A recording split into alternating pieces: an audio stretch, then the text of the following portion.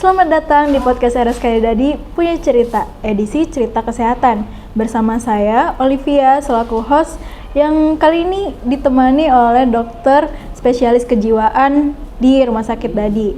Langsung saja kita sapa. Saya bersama Dr. Wahyu Eka Putragani, SPKJ. Nah, Dok, bisa perkenalkan diri dulu nggak? Oke, terima kasih. Assalamualaikum warahmatullahi wabarakatuh.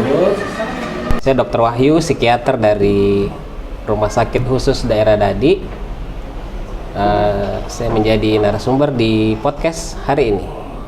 Iya. Nah, kita hari ini kan mau membahas tentang narkoba. Kebetulan hari ini kan Hari Anti Narkoba ya, Dok ya? Ya, 26 Juni diperingati sebagai Hari Anti Narkoba. Hari Anti Narkoba Internasional. Tuh. Nah, jadi saya mau nanya nih, ada beberapa pertanyaan nih, Dok. Pertama, bagaimana penggunaan narkoba berdampak pada kesehatan fisik dan mental seseorang itu, Dok? Baik. Oke, pertanyaan sangat menarik ya. Jadi, pada tahun ini tema dari Hari Anti Narkobanya adalah masyarakat bergerak bersama melawan narkoba, mewujudkan Indonesia bersinar. Jadi memang tiap tanggal 26 Juni kita peringati sebagai Hari Anti Narkoba Internasional. Ini untuk memberi kembali kesadaran bagi kita bahwa narkoba ini masih menjadi musuh kita bersama. Jadi bagaimana kita diingatkan bahwa kita harus saling bahu-membahu untuk melawan narkoba, karena narkoba merupakan salah satu kejahatan yang luar biasa ya. Penyalahgunaan narkoba yang merupakan kejahatan yang luar biasa yang harus kita bersama-sama untuk hadapi, tanggulangi. Jadi bukan hanya satu bagian saja, tapi perlu kerjasama dari pemerintah, masyarakat untuk menanggulanginya. Nah, tadi pertanyaannya bagaimana dampak ya dari narkoba. Jadi ke kesehatan fisik dan mentalnya. Penyalahgunaan narkoba itu bisa menyebabkan efek baik untuk fisik kita juga terhadap mental kita. Nah, mulai dari fisik, yang terutama terkena adalah otak. Jadi di bagian otak akan terjadi gangguan fungsi otak, karena di situ ada zat-zat kimia yang terganggu disregulasinya, atau ada yang berlebih, ada yang kurang karena zat-zat dari narkoba tersebut. Akhirnya orangnya bisa gangguan fokus, tidak bisa untuk berpikir jernih, kemudian sulit konsentrasi, malah yang berat bisa terjadi halusinasi sampai emosi ya, gangguan emosi. Kemudian juga beberapa zat dari narkoba juga bisa menyebabkan gangguan pada jantung, bisa ke paru ataupun bisa ke gangguan hati juga. Kalau gangguan hati biasanya kalau yang sudah minum jangka panjang ya. Kemudian ada juga gangguan bisa ke ginjal ataupun ke pencernaan. Kemudian selain gangguan fisik, yang bisa terjadi adalah gangguan mental. Nah, jadi bukan cuma fisik yang terganggu, tapi mentalnya.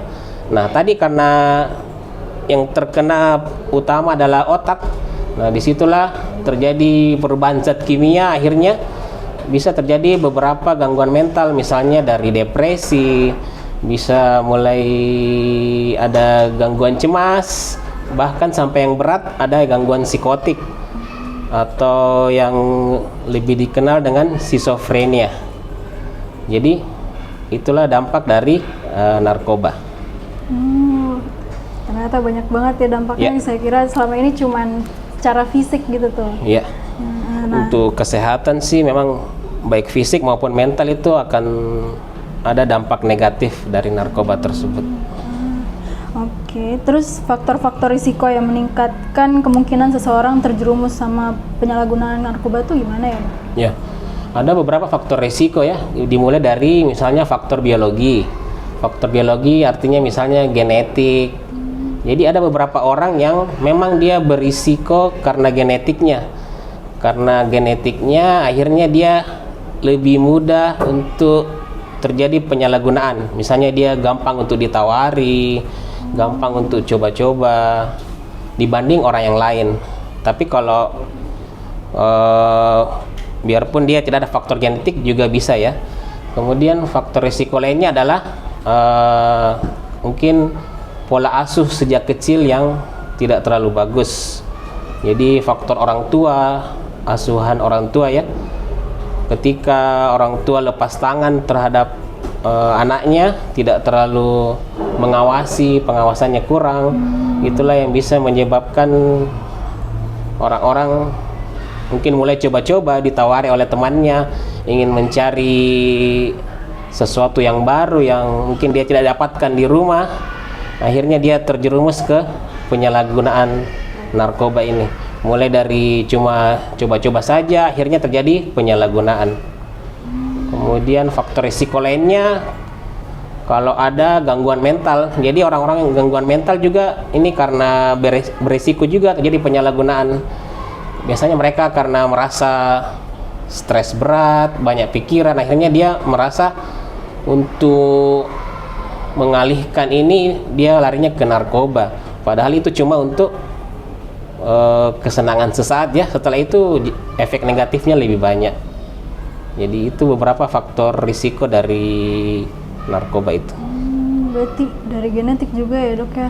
Nah terus itu selanjutnya bagaimana sistem kesehatan menangani kasus-kasus terkait penyalahgunaan narkoba dan adiktif lainnya gitu dok?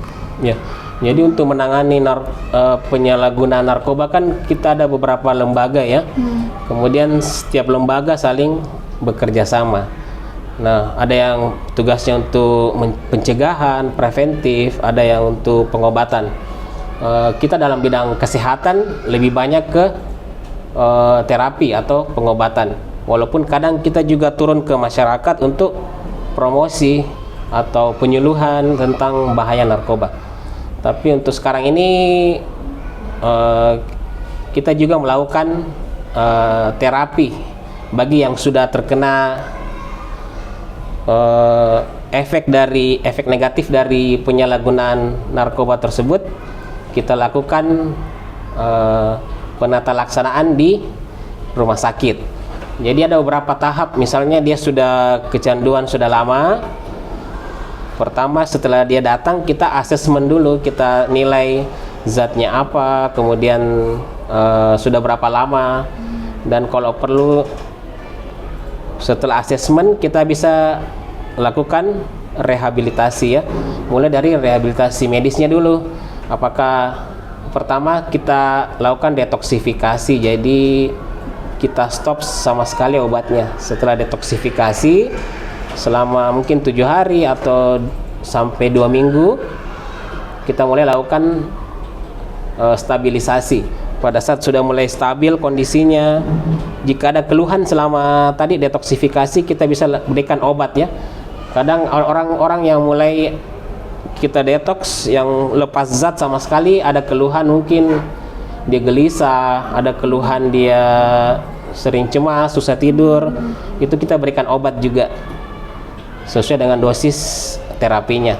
Setelah dia stabil, kemudian kita lakukan rehabilitasi psikososialnya. Kita lakukan rehabilitasi untuk nafsanya ya.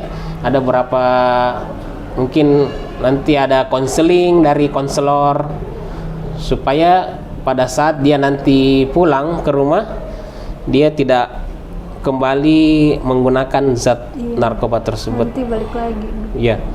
Jadi kita perkuat dulu di niatnya, karena kan semuanya tergantung dari pecandunya ya. Iya. Dari niatnya, kalau niatnya kuat biasanya dia bisa lepas. Tapi kalau mungkin dia masih setengah-setengah, niatnya masih kurang, biasanya setelah rehab dia pakai lagi. Itu biasa jangka waktu kayak penyembuhannya itu berapa lama ya dok? Biasanya mulai dari awal rehabnya itu ada yang 3 bulan, ada yang butuh 6 bulan, Bahkan yang agak berat mungkin butuh 12 bulan. Tergantung dari asesmen tadi di awal. Kita nilai zatnya apa dan seberat apa yang dialami. Oke, terus yang terakhir nih dok, Ya. bagaimana edukasi dan kesadaran masyarakat dapat membantu dalam pencegahan penyalahgunaan narkoba dan pengobatan bagi individu yang telah kecanduan? Ya, ya, pertanyaan bagus ya. Jadi tadi karena tema tahun ini bersama masyarakat, kita bergerak melawan jadi cara masyarakat untuk semoga masyarakat bisa lebih terlibat ya, lebih andil lagi dalam mengawasi ini penyalahgunaan narkoba. Mungkin dimulai dari sekitar kita dulu. Ada yang kita lihat mungkin orang-orang yang tampak mulai berubah perilakunya. Biasanya kan pecandu begitu ya.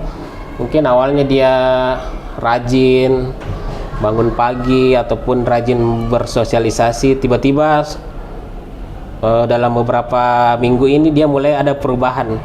Mulai malas bangun, kemudian sering begadang. Itu kita sudah harus mulai curiga, mulai hati-hati. Jadi tadi dimulai dari keluarga dulu ya, keluarga mengawasi anggota keluarganya, kemudian lingkungan sekitar, masyarakat sekitar mulai mengawasi lingkungannya. Jangan sampai ada mungkin peredaran begitu zat tersebut di lingkungan kita. Setelah kita lihat ada sesuatu yang mencurigakan, ya tidak apa-apa kita laporkan. Ataupun bagi pecandu yang memang dia berniat untuk lepas atau sembuh, bisa langsung datang ke rumah sakit yang mempunyai IPWL. Jadi di Makassar ada beberapa IPWL ya. IPWL itu instalasi penerima wajib lapor. Jadi kalau ada pecandu yang ingin berniat untuk sembuh, untuk lepas dari zatnya, cukup datang saya ke IPWL melapor, maka dia akan mulai direhabilitasi. Jadi kalau dia datang ke IPWL, dia akan terbebas dari misalnya proses hukum. Jadi dia tidak akan sampai misalnya diproses di kepolisian, karena kita langsung melakukan rehabilitasi di rumah sakit. Di Makassar tuh di mana aja ya dok yang ada Di IPWL? Makassar dulu kita pernah ada, sekarang baru mau mencoba untuk mulai aktif lagi di Dadi. Kemudian ada di BNN, terutama pusatnya di BNN Badoka ya. Kemudian kita ada BNNP provinsi. Kemudian di rumah sakit lain ada di Rumah Sakit Sayang Rakyat juga. Jadi bagi seluruh kawan puli dan seluruh masyarakat, mari kita bersama-sama untuk bekerja sama melawan narkoba ini, penyalahgunaan narkoba. Karena kalau kita kerjasama maka hasilnya akan lebih baik. Kemudian bagi kawan puli mungkin yang saat ini sedang berjuang untuk melepaskan ketergantungan dengan zat, dengan narkoba, bisa datang langsung konsultasi ke Polinafsa di Rumah Sakit Dadi. Terima kasih dok atas waktu dan cerita yang sudah dibagikan ke kawan pulih. Nah, untuk kawan pulih yang ingin mengetahui info pelayanan kami, bisa langsung mengunjungi sosial media RSKI Dadi Prof Sulsel. Terima kasih dan sampai jumpa di podcast RSKI Dadi Punya Cerita edisi selanjutnya. Dadah!